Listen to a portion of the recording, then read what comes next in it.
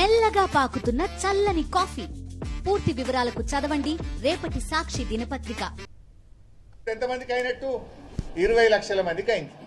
అయింది తక్కువ, కాంది ఎక్కువ. ఇది నేను చెప్తలేను, వ్యవసాయ మంత్రి తుమ్మల గారు చెప్పిన మాట. 42 లక్షల్లో 20 లక్షల మందికే రుణమాఫీ అయింది. కానోళ్ళు 22 లక్షలు. 46% మాత్రమే జరిగింది. ఇంకా 54% రుణమాఫీ బాకే ఉంది. అంటే దేవుళ్ల మీద ప్రమాణాలు చేసి రైతుల్ని మోసం చేసిన ప్రభుత్వం ఈరోజు ఈ కాంగ్రెస్ ప్రభుత్వం, ఈ ముఖ్యమంత్రి రేవంత్ రెడ్డి గారు.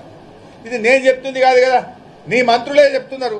ఒక ఆయన 12,000 కోట్లు ఇవ్వాలంటుండు, ఒక ఆయన 17 లక్షల మంది రైతులకు ఇంక ఇచ్చేది ఉన్నదంటుండు, ఇంకొక ఆయనేమో 42 లక్షల్లో 20 లక్షల మందికే ముట్టింది, ఇంక 22 లక్షల మందికి ముట్టలేదు అంటుండు. మరి దీన్ని బట్టి ఎవరు రాజీనామా చేయాలి? రేవంత్ రెడ్డి గారు, నీకు నీతి నిజాయితీ ఉంటే బహిరంగంగా తెలంగాణ ప్రజలకు క్షమాపణ చెప్పు. తెలంగాణలో నువ్వు ఒట్టు పెట్టిన దేవుళ్ళ దగ్గరికి పోయి ప్రాయశ్చిత్తం చేసుకో. దేవుడా నన్ను క్షమించు, నేను తప్పు చేసినా, నేను తొందరపడి నీ మీద ప్రమాణం చేసినా దయచేసి నన్ను క్షమించని ప్రాయశ్చిత్తం చేసుకో. కనీసం ఆ దేవుడు అన్న నిన్ను క్షమిస్తాడు. నువ్వు ప్రాయశ్చిత్తం చేసుకోవు కనుకనే ఇలా మేం బయలుదేరి ఇక్కడికి రావడం జరిగింది. దేవుడా, మా ముఖ్యమంత్రి నిన్ను మోసం చేసిండు, నీ మీద ఒట్టు పెట్టి ప్రమాణం చేసిండు. ఈ పాపాత్ముడు, ఈ అబద్ధాల కోరు, ఈ దగాకోరు, ఈ దివాలా కోరు ముఖ్యమంత్రిని క్షమించండి. తెలంగాణ ప్రజలకిచ్చిన మాట తప్పిండు. కనీసం దేవుడా లక్ష్మీనరసింహస్వామి, తెలంగాణ ప్రజల ముఖం చూసి ఈ పాపాత్ముని ముఖ్యమంత్రిని క్షమించు, తెలంగాణ ప్రజల్ని దీవించు అని ఆ లక్ష్మీనరసింహస్వామిని వేడుకున్నాం. ఎందుకంటే పాలకుడే పాపం చేస్తే అది ప్రజలకు అరిష్టం జరిగే అవకాశం ఉంటుందని కొంతమంది బ్రాహ్మణులు నాకు చెప్పింది.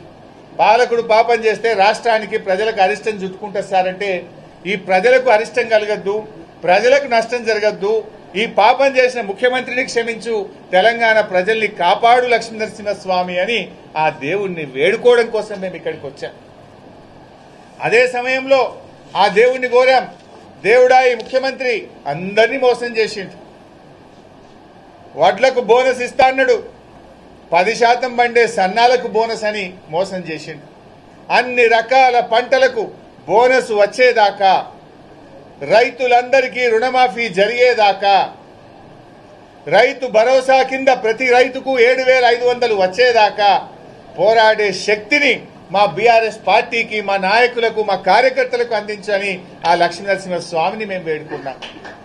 మేము వదిలిపెట్టాం, ఈ ప్రభుత్వాన్ని వదిలిపెట్టాం.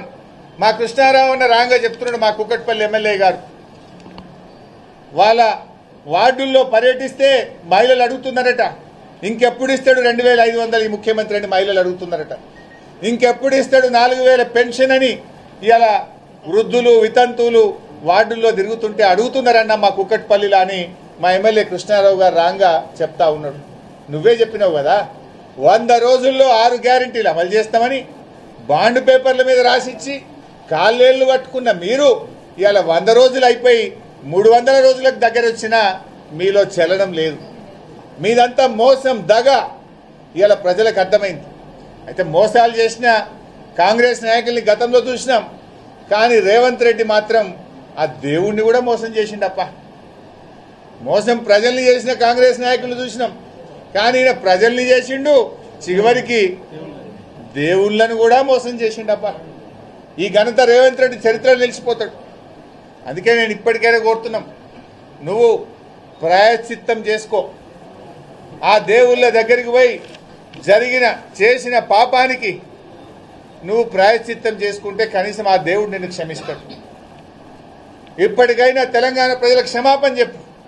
నేను మొన్న కూడా అడిగిన, నీ మంత్రులు తలా రకంగా మాట్లాడుతున్నారు, నువ్వేమో రుణమాఫీ అయిపోయింది అంటున్నావు, వైట్ పేపర్ రిలీజ్ చేయి. అసలు ఎంతమంది రైతులకు రుణం ఉన్నది, నువ్వు ఎంతమంది రైతులకు ఇచ్చినావు, ఇంకా ఎంతమంది రైతులకు ఇవ్వాలి, ఎంత డబ్బు ఇవ్వాలి, నువ్వు ఒక వైట్ పేపర్ రిలీజ్ చేయి. నువ్వు నిజంగా రుణమాఫీ అయిపోయి ఉంటే బ్యాంకుల దగ్గర రైతులు ఎందుకు పడిగాపులు కాస్తున్నారు? వ్యవసాయ శాఖ అధికారుల చుట్టూ కాళ్ళ చెప్పులు ఎరిగేటట్టు రైతులు ఎందుకు తిరుగుతూ ఉన్నారు? రాష్ట్ర వ్యాప్తంగా నీ దిష్టి బొమ్మలు ఎందుకు తగలబెడతా ఉన్నారు? రాష్ట్ర